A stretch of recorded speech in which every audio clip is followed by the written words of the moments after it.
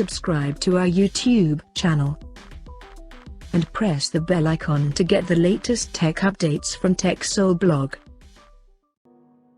After several leaks and rumors, HTC has finally launched the Desire 20 Pro smartphone in Taiwan.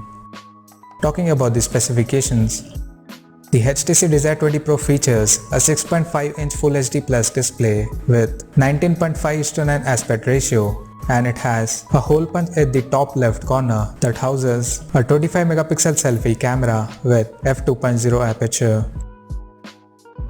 At the back, it has vertically aligned quad camera setup that includes a 48-megapixel main camera with f1.8 aperture plus 8-megapixel ultra-wide-angle lens with 118-degree field of view plus 2-megapixel macro and 2-megapixel depth sensor with f2.4 aperture. The quad-ray cameras are capable of recording 4K videos at 30 frames per second.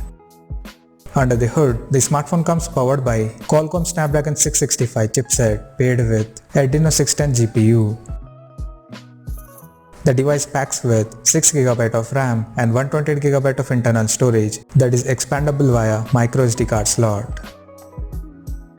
On the software front, the handset runs on Android 10 out of the box, and it comes equipped by 5000 mAh battery with Quick Charge 3.0 support.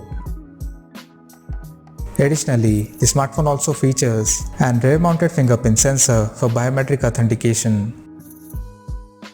The connectivity option on the phone includes 4G, dual-band Wi-Fi, Bluetooth 5.0, GPS, NFC, 3.5mm headphone jack, and a Type-C charging port.